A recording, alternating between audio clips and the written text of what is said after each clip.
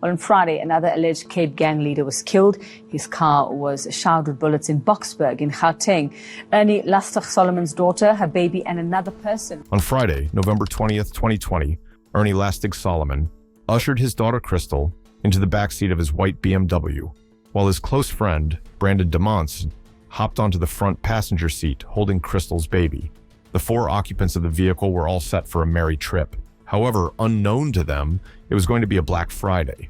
In a few hours from the time they set out for the journey, 2 of the 4 travelers would transition into the land of no return because of the past sins of one man, Ernie Solomon. Ernie Lastig Solomon is a name that needs no introduction in the South African underworld. Saying that name in the streets of Cape Town could either end or save your life, depending on the situation. Solomon was the former leader of the Terrible Josters gang, a notorious group in the Western Cape underworld known for drug dealing, murders, and other violent crimes. He was also a former leader of the 28s gang, one of South Africa's infamous number gangs that originated in prisons. So, you could only imagine the authority and influence he held in his country's crime-verse. Before then, he started off as a petty criminal in the crime-ridden Cape Flats, a semi-urban region at the edge of Cape Town, before spending some years in jail where he joined the 28 OHS. Throughout his decades-long reign in gangsterism and organized crime, Ernie Solomon cemented his legacy as one of the most formidable forces to dominate South Africa's underworld. He had a reputation of protecting his business with ruthless violence and made sure his name instilled fear in whoever dared to cross him by adopting the moniker Lastig, meaning troublesome or terrible in Afrikaans, a name that underscored his connection to the Terrible Josters gang. With established networks in Gauteng, Durban, and Nelson Mandela Bay, Solomon's criminal empire spanned the length and breadth of South Africa. As the leader of the Terrible Josters, Solomon controlled drug retail markets in certain parts of Cape Town and reportedly manufactured meth and other illicit substances. His business expanded during the COVID-19 pandemic when he ventured into trafficking cigarettes and alcohol. He was able to build his criminal empire by partnering with a wide range of figures, including farmers who rented him locations for meth labs, Russian and Chinese criminals, and fellow South African underworld bosses. Solomon was also involved in the highly lucrative but illegal abalone trade. Abalone is a marine mollusk endemic to South Africa, prized in China and Hong Kong as a delicacy. On average, 2,000 tons of abalone are bagged annually by poachers, 20 times the legal take, in an illicit industry estimated to be worth at least $60 million a year. Solomon established control over a large swathe of the Overberg coastline in the Western Cape, especially in the fishing town of Hoston, and stationed enforcers there to ensure full control over the local abalone industry. He was primarily an extorter, benefiting from the area's lucrative abalone and crayfish poaching operations rather than a direct poaching operator himself. That way, he was able to amass a fortune from the abalone trade with little work. In the words of a well-placed gang source, Ernie Lastig would tax that Hoston community and the other surrounding communities as well, as if he was the sheriff of Nottingham. He would tax the people of those communities where abalone was taken from. 1 rand for every crayfish that left the water, and those people were also scared of him. They would give him their last cent because they were sokak scared of him and his soldiers. Solomon struck fear into the residents of Hoston and his criminal fraternity, exerting a mafia-like grip over his networks and ruling Cape Overberg with an iron fist. Solomon's pattern of doing things soon annoyed some underworld figures, and they decided to get rid of him. On May 13, 2020, Solomon and his son Carlo went to Hoston to inspect the abalone trade and to confirm if his minions were holding their posts well. At this time, the abalone poaching economy was reportedly going through an uncertain period due to the tight lockdown imposed by the government. Also, more gang figures, including members of rival gangs, had begun to show interest in the abalone trade. Solomon now had the extra task of preventing other gangsters from creating unnecessary chaos in the community that would be bad for the abalone business. Around 7 p.m. that day, Solomon and son were outside his nightclub at Beach Road. Everything seemed normal until a red Volkswagen Golf and a white Hilux Bakkie suddenly drove into the area, wound down their windows, and opened fire on them before fleeing the scene. Solomon was hit 5 times, while Carlo was hot 3 times. One of Solomon's security guards received fatal shots and died at the spot. Meanwhile, both Solomon and his son were rushed to a nearby clinic where they recovered. The identity of who ordered the assassination remained a mystery, and the attempted hit ended up being just a warning shot. Despite Solomon's violent reputation, he attempted to cultivate a positive public image throughout his criminal life. In the mid-1990s, he was part of a group called Community Outreach, better known as CORE, in Cape Town. This now-defunct group claimed it was aimed at combating gangsterism. Ironically, this group included other prominent underworld crime bosses such as Rashid Staggers and Jerome Donkey Buisin, the leader of the notorious Sexy Boys street gang. This unusual lineup led many to believe the group was just a mere smokescreen for crime.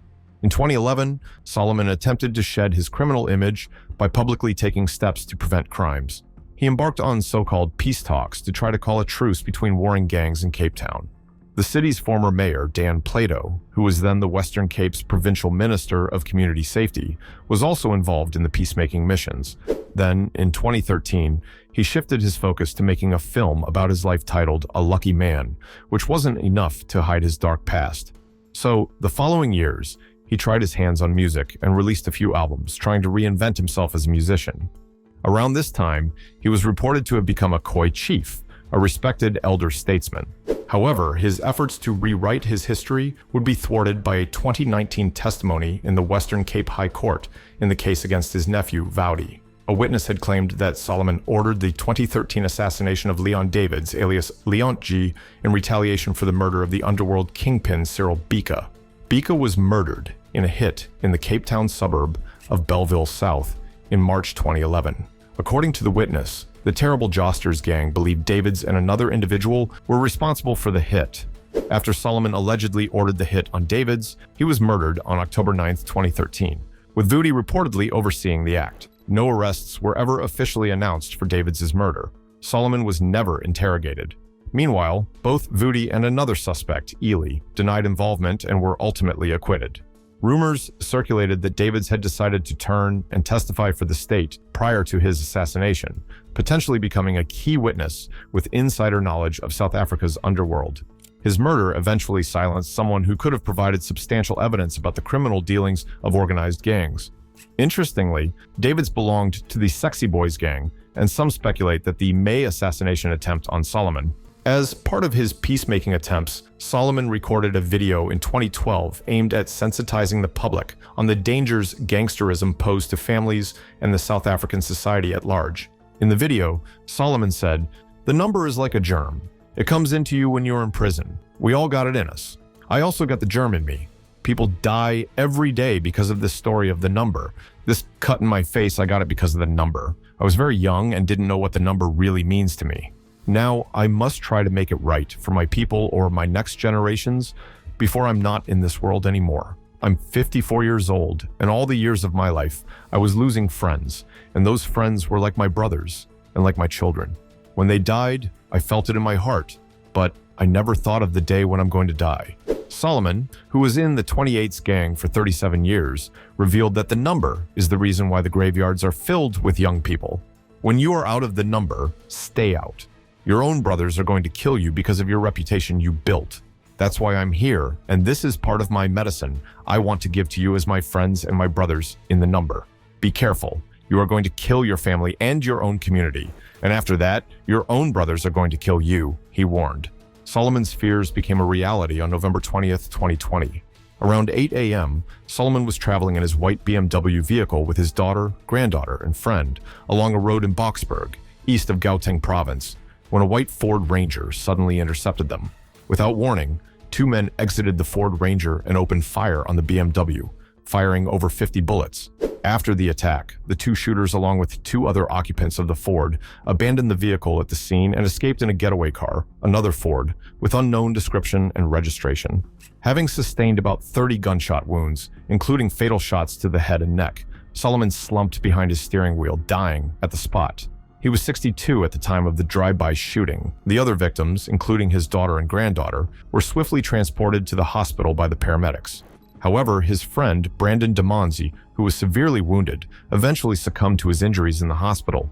According to his daughter Crystal, who was 24 years old at the time, the gunman had fired repeatedly at the roof of the BMW, suspecting the vehicle was bulletproof.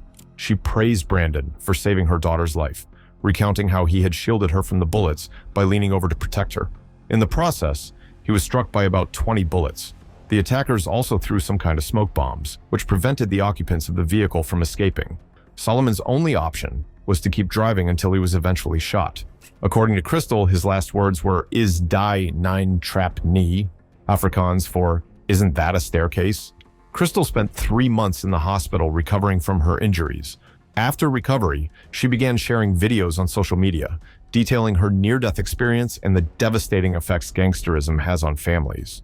Solomon's demise came 6 months after he and his son Carlo survived the assassination attempt in Houston in May 2020. However, the police have not been able to charge any major players in South Africa's underworld with Solomon's murder.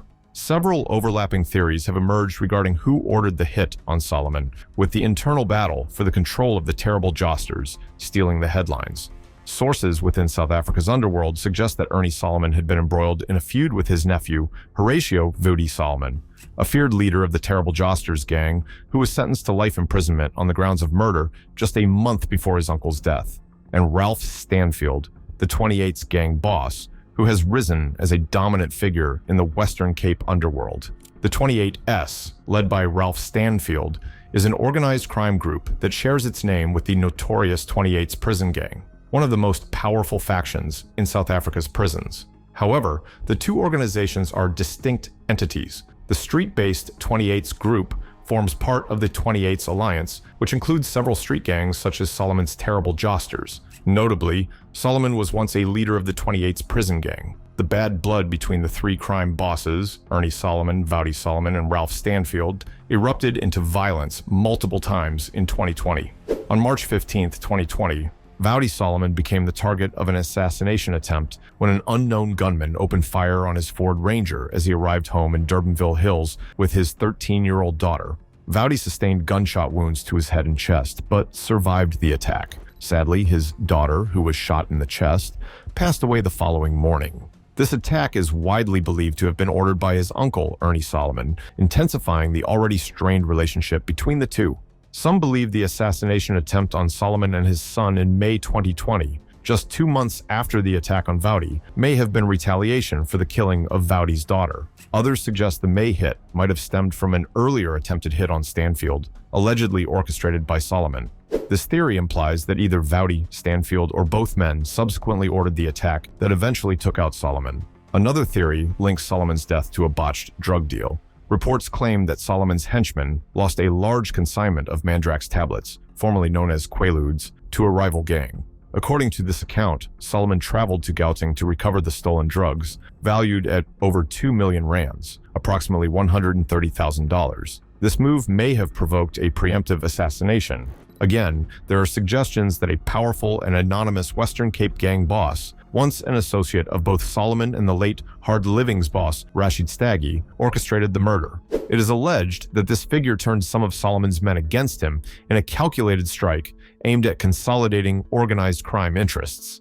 Like Solomon, Staggy was killed in a hit on December 13, 2019, along London Road, Salt River, Cape Town. In that incident, 2 assailants approached the Toyota Corolla sedan, where Staggy was seated, and opened fire, killing him on the spot. So, the 2 deaths may have been connected. A former high-ranking member of the 28's gang, speaking anonymously, revealed that it's crucial for the number generals in prison to determine whether the hit on Solomon was called from prison. If this was the case, it could spark a violent and bloody war within South Africa's prisons. However, if the hit was orchestrated from outside prison, the retaliation would likely occur in gang-dominated areas on the Cape Flats. According to the former 28's gang member, the only way to leave the number gangs is through conversion. However, this is not as easy as it sounds. Once outside prison, a converted person is constantly tested and tempted to engage in criminal activities, such as hiding drugs. These tests are designed to determine whether the member's conversion is genuine. If the former gang member fails and gives in, they're immediately eliminated. Meanwhile, active members of the prison number gangs carry their prison secrets with them and are closely monitored once released to ensure they don't reveal any confidential information about the gang. The growing prison population in South Africa has provided the number gangs with more opportunities to recruit young members into their ranks. Don't forget to like and subscribe. We'll see you in the next one.